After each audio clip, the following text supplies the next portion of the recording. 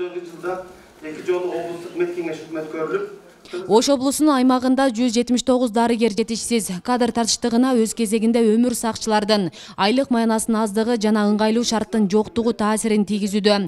Ушул тапта Оштогу саламаттыкты сактоо мекемелеринин көпчүлүгү жаңы имаратка жана медициналык жабдууларга муктаж. Ал эми Чоңалайдагы жугуштуу оорулар бөлүмүнүн имараты авариялык абалда турат. Бул тууралуу бүгүн коллегиялык жыйында маалымдалды. Ошол 179 дарыгердин 100дөн ашык жанагы үй бүлөлүк дарыгерлер деп атабыз. Ошолор бул эсептелинет.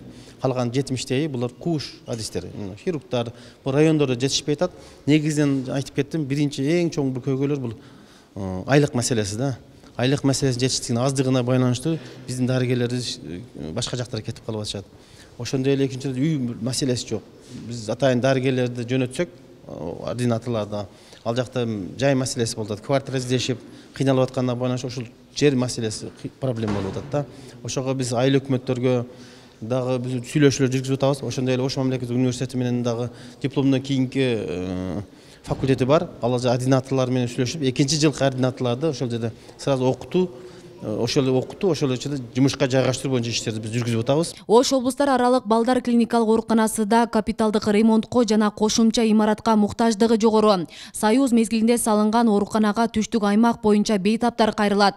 Жыл сайын калктын саны өсүп жаткандыктан аларга бул имарат тар болуп жетиштүү шарт каралбай, нараазычылыктар пайда болууда. Саламаттыкты сактоо министринин орун басары Жапар Колташиев 2022 жылы бөлүнгөн каражаттарды максаттуу пайдалануу керектигин билдирүүдө. Сунуштар албетте берилди.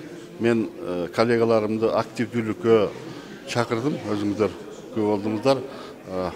Качан гана ар бир мына жетекчилер активдүү болуп, өзүнүн маселелерин кое билип, ошонун чечүүнүн жолдорун билгенде гана ишибиз жүрөт да.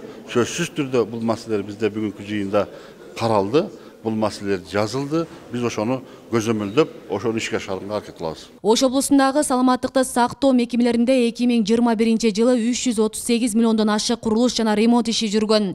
57 миллион сомдук медициналык жабдыктар алынган. Пандемиядан улам Ош аймактык милдеттүү медициналык камсыздандыруу фондунан мурдагыдан каражат көп бөлүнүп, элдин түйшүгүн жеңилдетүү каралып жатканы маалым. Аталган кызмат 2021 жылдагы ишмердүүлүгү тууралуу буларга токтолду. 2021 жылга жалпы бекитилген бюджети 2,5 миллиардын түзгөн, ал эми жыл ичинде кошумча акча каражаттары кошулуп, такталган бюджетибиз 3 миллиард 300 миллионду түздү. Шаарындагы оорукана менен ноокат оорукананын толук кандуу баягы акча жетпей калды деген алыстабыз, бирок ошол күндө эле бардыгы керектелүүчү дары-дармектерди өз убагында алынып, өз убагында жеткизилип аткан.